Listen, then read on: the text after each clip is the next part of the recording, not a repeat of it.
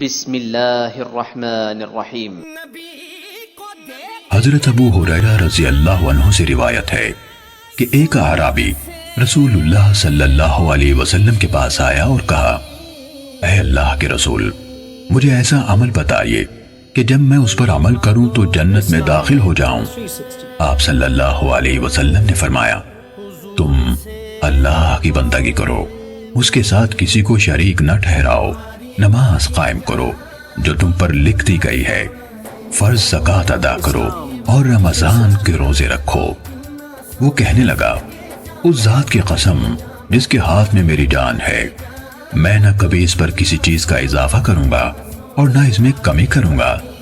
جب وہ واپس جانے لگا تو نبی کریم صلی اللہ علیہ وسلم نے فرمایا، جسے اس بات سے خوشی ہو کہ وہ ایک جنتی آدمی دیکھے تو وہ اسے دیکھ لے۔ صحیح مسلم حدیث نمبر 107۔ آپ ہمارے چینل کو سبسکرائب کریں اور ویڈیوز کو لائک کریں اور زیادہ سے زیادہ شیئر کریں۔ اللہ حافظ۔